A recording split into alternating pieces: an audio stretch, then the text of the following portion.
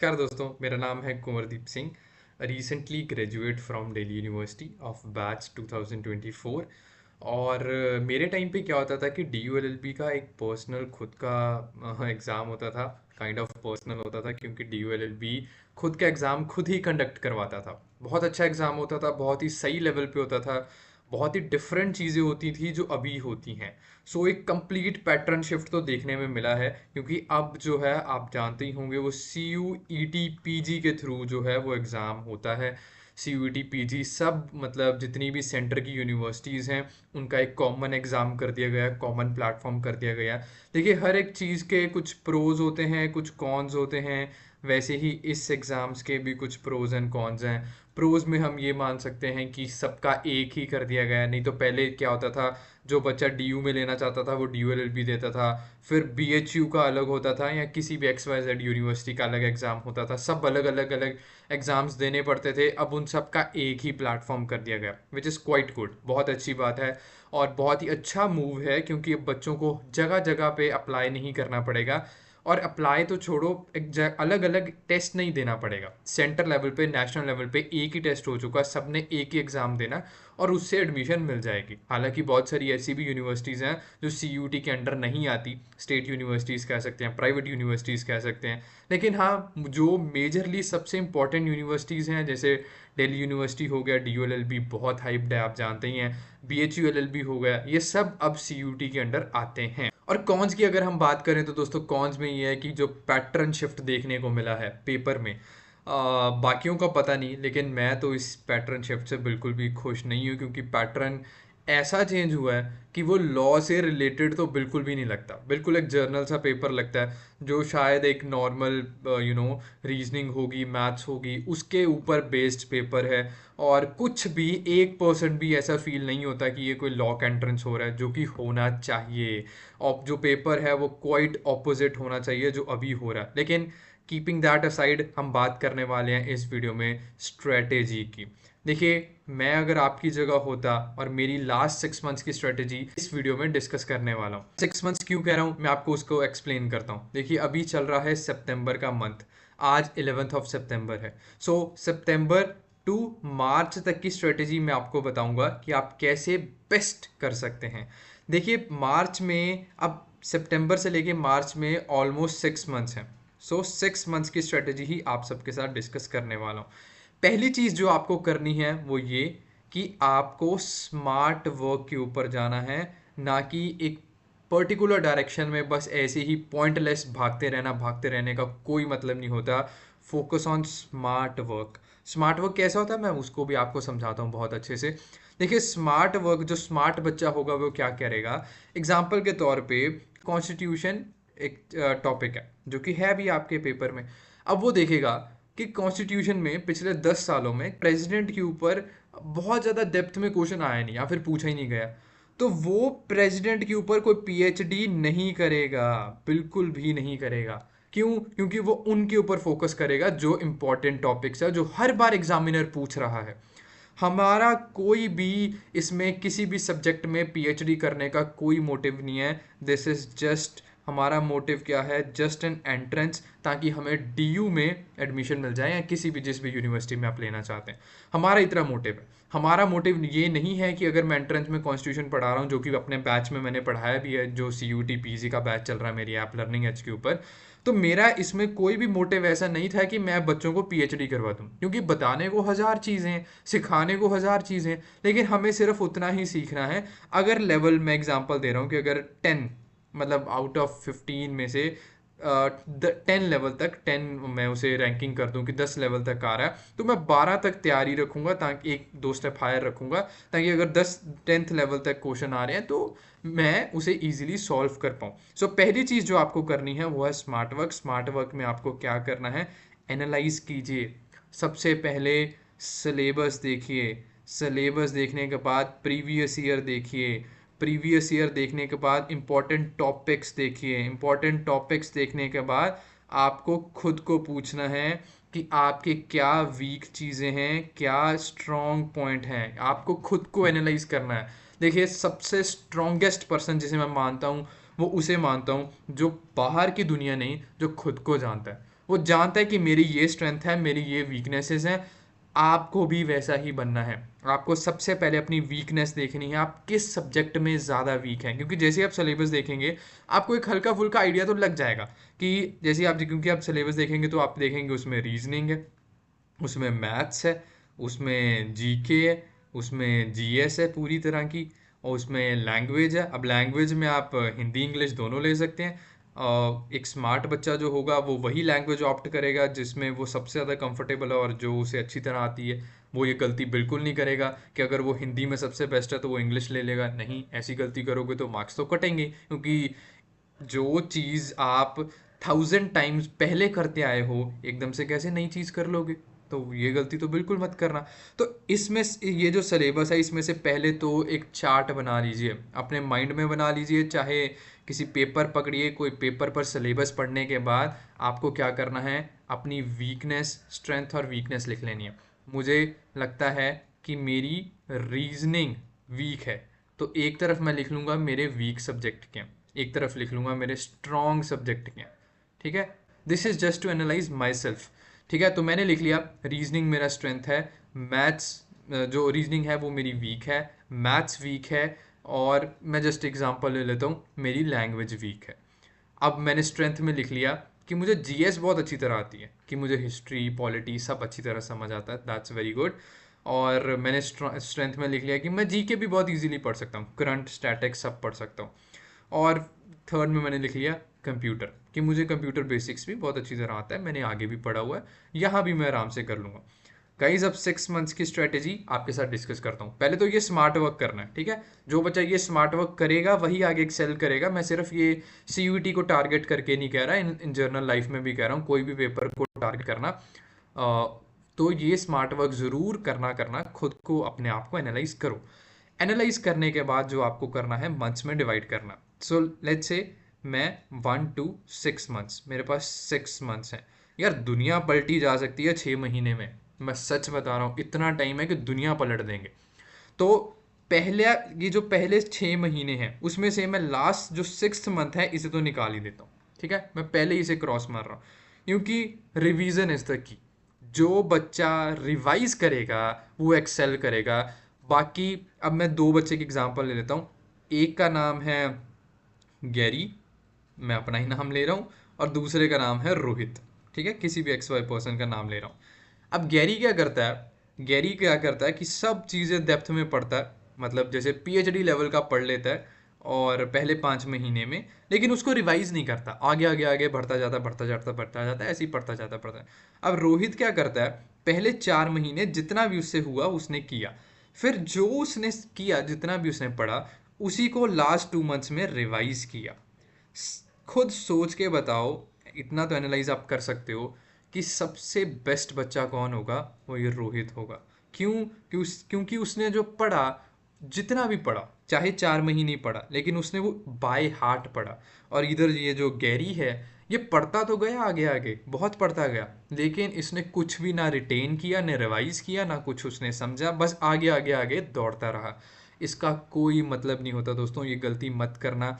मैंने बहुत सारे स्टूडेंट्स देखे हैं, बहुत सारे बैचेस देखे हैं जो ये गलती करते हैं। इनफैक्ट जो मेरे बाद का बैच था, मतलब मैं 2000 आई थिंक 22-21 इसी के आसपास मैं एंट्रेंस ली थी, मुझे एग्जैक्टली अब याद नहीं आ रहा, लेकिन जस्ट मेरे जो बाद जो जस्ट बैच था जो आया था, उसमें से बहुत सारे बच्चों को मैं ऐसे जानता हूँ जिन्होंने इतना इन डेप्थ पढ़ा कि बाद में जब पेपर आए उसमें से एक चीज़ भी रिवाइज नहीं की, और पेपर में सब भूले बैठे हैं। पढ़ के बहुत आए, पिछले 1 साल से तैयारी कर रहे हैं, सब भूले बैठे हैं। सो सबसे पहली चीज़ जो कि मैंने आपको बताई है, आपको डिवाइड करना है अपना सिलेबस पढ़ना है, अच्छे से समझना है।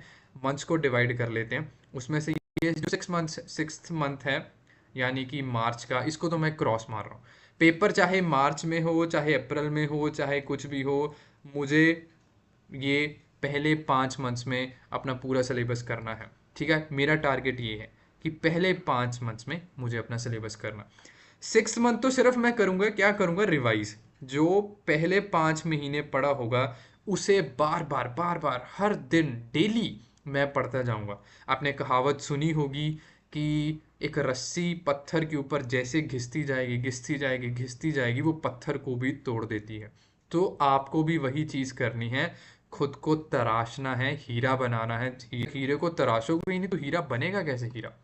सो द थिंग इज, आपको इन पहले 5 मंथ्स में ही जो करना है, उसके बाद 6 मंथ में तो सिर्फ आप करंट पढ़ सकते हैं, क्योंकि करंट तो चेंज होता जाता है, वो आप जानते ही हैं। और बाकी सब रिवाइज करना। अब पहले 5 महीनों का आपकी स्ट्रेटेजी क्या रहनी चाहिए?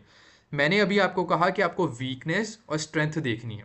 देखिए, कुछ बच्चे क्या करते हैं, जो ज़्यादा ही डर लगता है जिन्हें, थोड़ा सा स्टेप आउट करने के लिए, क्योंकि मैं कई बच्चों की क्या मेंटेलिटी होती है कि वो इजी से शुरू करते हैं, कि इजी पहले पकड़ेंगे और फिर हार्ड की तरफ जाएंगे, which is very fine, very good, कोई दिक्कत नहीं है इसमें। अगर आप इनमें से हैं तो कोई फाइन, मैं इस पूरे वे को सपोर्ट करता हूँ।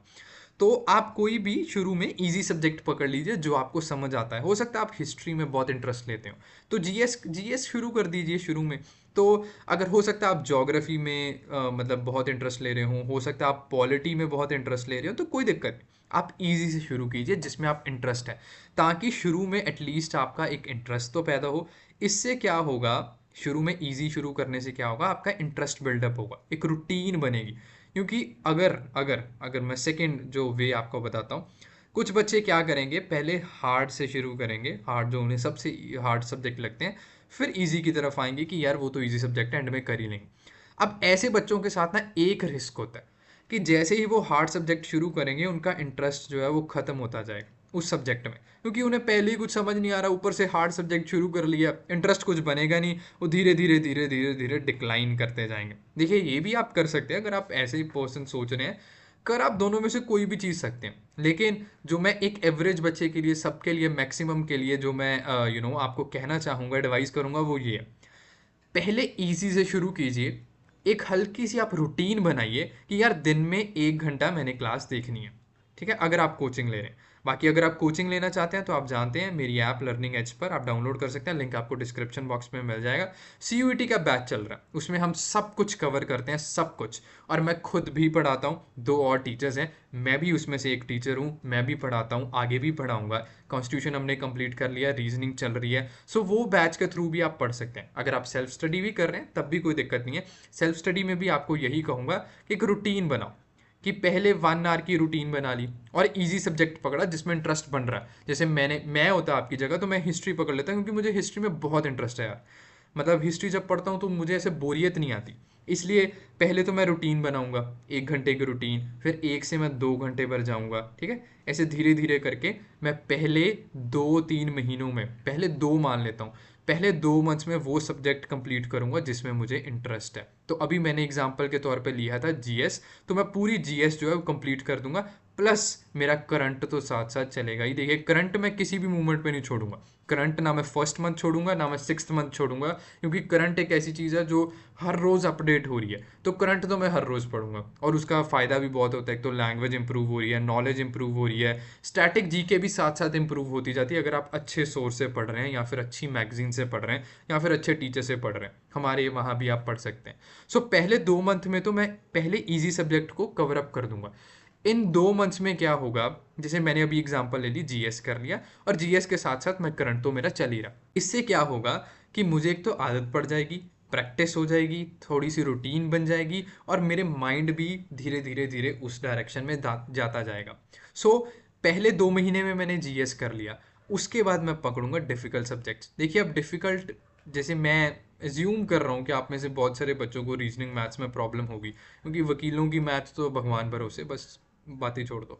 सो ये जो 3rd, 4th, 5th मंथ होगा, ये जो 3 महीने हैं, इनमें बाकी का सिलेबस मैं कवर अप करूँगा, जिसमें से डिफ़िकल्ट पार्ट मैं पहले कवर करूँगा। जैसे ही 3rd मंथ शुरू होगा, तो मैं रीजनिंग और मैथ्स साथ में शुरू कर दूंगा, ठीक है। इट डिपेंड्स कि आपके कहाँ से कोचिंग ले रहे हैं, कहाँ से पढ़ रहे हैं, या कौन टीचर है आपके।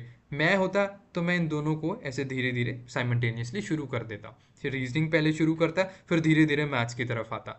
तो इन 3 महीनों में मैंने ये कंप्लीट करना ही करना। और जो सब्जेक्ट बचे, जैसे अपना लैंग्वेज बचा, अगर लैंग्वेज आप डिफ़िकल्ट अपने वीक पॉइंट में डालोगे, तो फिर इनके साथ ही पढ़ना शुरू करूँगा मैं, क्योंकि मुझे अब इन 3 महीनों में सब खत्म करना है। और अगर अगर मैं स्ट्रांग हूँ, मुझे बहुत ज़्यादा ज़रूरत नहीं है लैंग्वेज की क्लासेस की, तो फिर मैं यहीं जीएस के साथ लैंग्वेज भी ऐड कर दूंगा।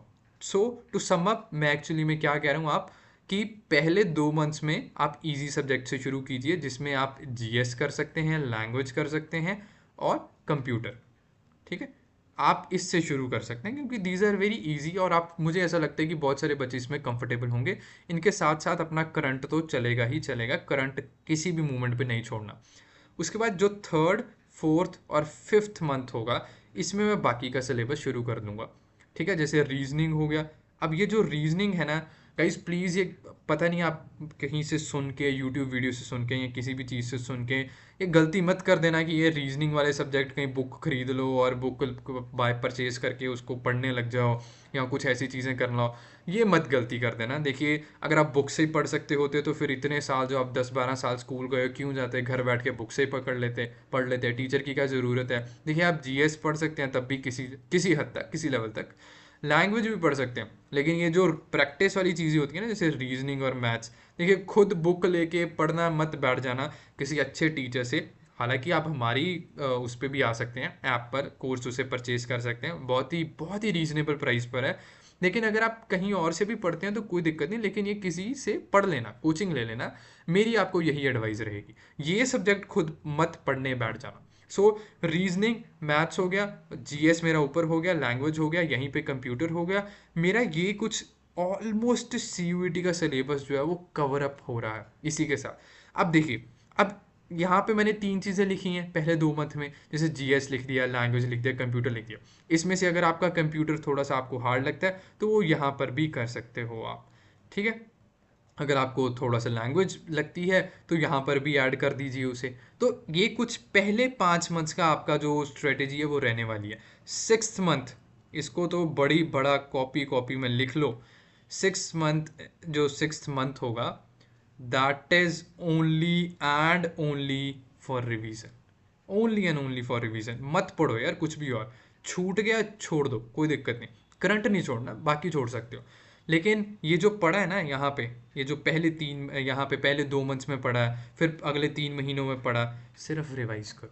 बैठो घर, कुछ नहीं करना। मतलब अगर आप फाइनल ईयर में है तो भाई कॉलेज से आओ, हर रोज एक पेज ही रिवाइज करो, चाहे एक पेज को बार बार आप देखते जाओ, बार बार बोलते जाओ, लेकिन रिवाइज करो। सो 6th मंथ तो आपका ऐसे निकल जाएगा, और पहले जो 5 महीने हैं वो आपको ऐसे निकालने हैं। बहुत ज़्यादा कोई डिफ़िकल्ट एग्ज़ाम नहीं है कि कोई जॉब के लिए, यूपीएससी के लिए, कोई एसएससी का एग्ज़ाम नहीं देने जा रहे हैं आप। ठीक है, और आपको सबसे ज़्यादा जिस पे फोकस करना, मैं यहाँ पे स्टार मार्क कर रहा हूँ with the yellow colour, reasoning सबसे ज़्यादा फोकस, मैथ्स, लैंग्वेज और करंट।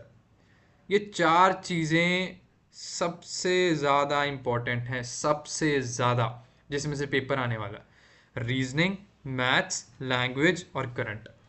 ठीक है, बाकी सबसे भी हल्का हल्का आता है, लेकिन बहुत कम टच किया जाता है।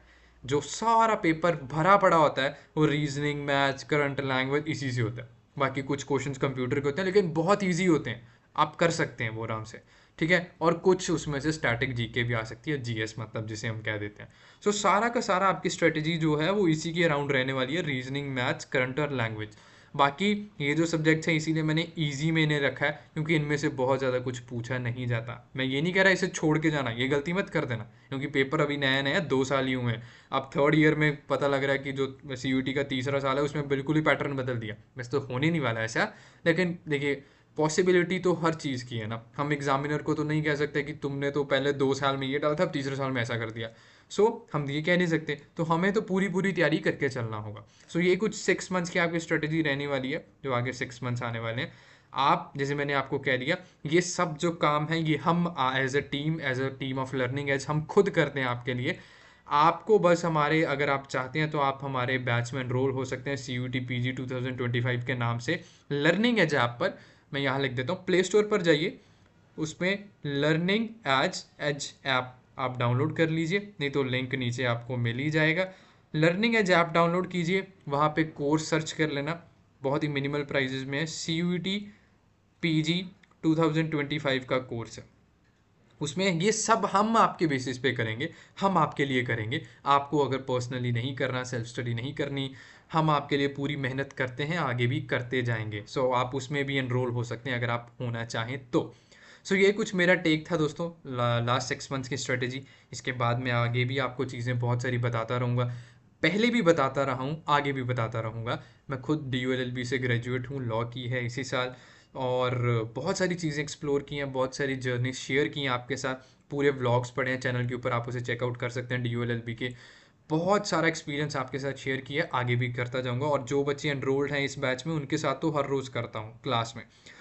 ये आप पूछ सकते हैं उन बच्चों को जो मेरे साथ एनरोल्ड हैं। सो इस वीडियो के लिए ये रखते हैं। आप जानते हैं, लाइक कमेंट शेयर सब्सक्राइब वो सब चीज़ें आप जानते हैं, मुझे आपको कहने की ज़रूरत नहीं है। कुछ डाउट हो तब भी आप जानते हैं, नीचे कमेंट बॉक्स ओपन है, और इंस्टाग्राम पर मुझे DM कर सकते हैं, मैं वहाँ पर आपको ज़रूर आंसर करूँगा।